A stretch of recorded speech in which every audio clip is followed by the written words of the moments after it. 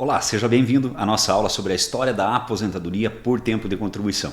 Um tema importantíssimo para que você tenha conhecimento de como se formou a aposentadoria por tempo de contribuição no Brasil e saber também que ela ainda existe. Embora tenhamos a reforma da Previdência de novembro de 2019, a aposentadoria por tempo de contribuição ela ainda continua existindo. Vamos para a nossa aula. Então, a história da aposentadoria por tempo de contribuição é para você entender como a aposentadoria por tempo de contribuição evoluiu no Brasil e os impactos das reformas previdenciárias no regime geral de previdência. Importante mencionar isso, que nós vamos tratar da aposentadoria por tempo de contribuição no regime geral de previdência social, ou seja, para aqueles segurados vinculados ao Instituto Nacional do Seguro Social, o INSS. Não trataremos aqui das aposentadorias por tempo de contribuição nos regimes próprios de previdência, que normalmente são aplicáveis aos servidores públicos.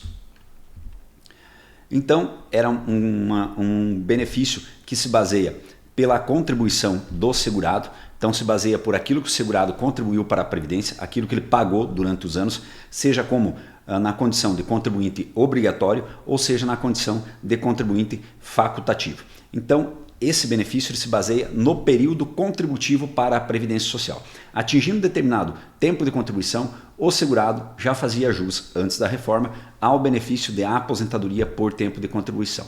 Então, as regras originais da aposentadoria por tempo de contribuição eram para o homem 35 anos de contribuição e para as mulheres 30 anos de contribuição. Veja que não existia uma idade mínima necessária para a concessão deste benefício. Bastava então atingir o tempo de contribuição e o segurado já tinha direito ao benefício junto à Previdência Social.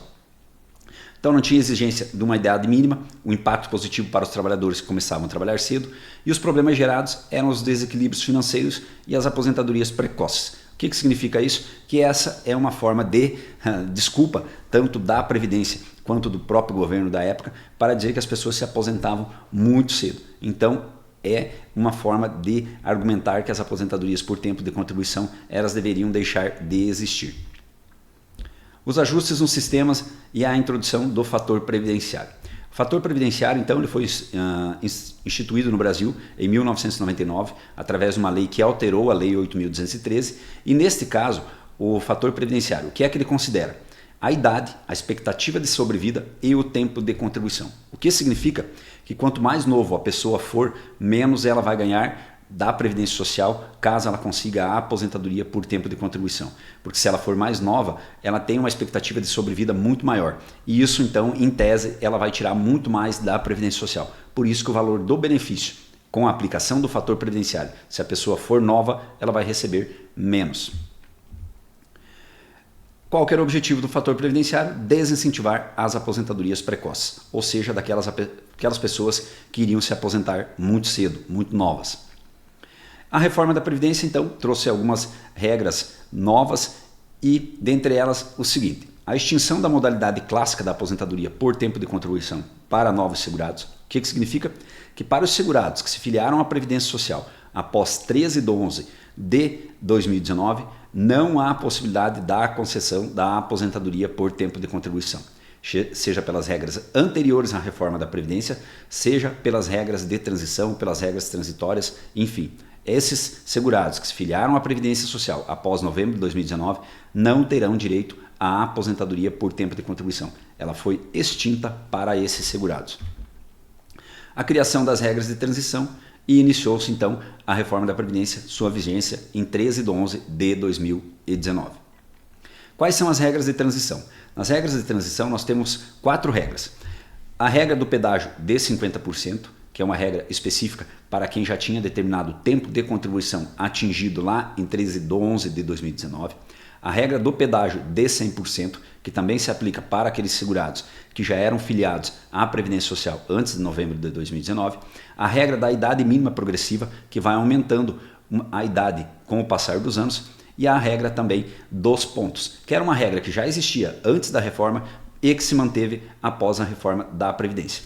Isso é importante lembrar que essas regras são para os segurados que já contribuíam para a Previdência Social antes de novembro de 2019.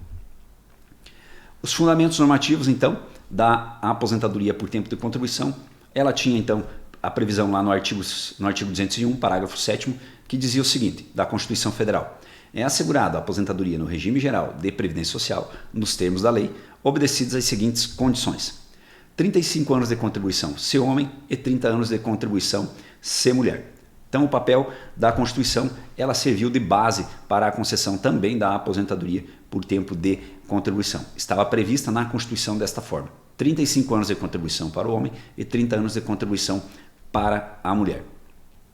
Os fundamentos normativos após a reforma da Previdência, então, é a reforma número 103 de 2019, que o objetivo é garantir a sustentabilidade e o equilíbrio financeiro. As regras transitórias para proteger os segurados pré-reforma, ou seja, para aqueles segurados que já contribuíam para a Previdência, foram criadas as regras de transição, e também o impacto das mudanças no sistema previdenciário. Por que houve um impacto? Porque deixou de existir a aposentadoria por tempo de contribuição para os novos segurados filiados à Previdência Social após novembro de 2019. E qual é a conclusão que chegamos? Que é, então, importância do tema no planejamento previdenciário. É importante você verificar a história da aposentadoria por tempo de contribuição, porque ela poderá fazer a diferença na vida do seu cliente em razão do planejamento previdenciário. A relação entre a história, a legislação e a aplicação prática no dia a dia do segurado. Você tem que entender as regras da aposentadoria por tempo de contribuição no curso da história para verificar se ela se aplica no caso concreto do seu cliente. E também para você compreender as mudanças é algo fundamental para assegurar o direito dos seus clientes. Tivemos então a aula sobre a história da aposentadoria por tempo de contribuição, matéria importante para você analisar o caso concreto do seu cliente e realizar um planejamento previdenciário no intuito de buscar o melhor benefício. Até a nossa próxima aula.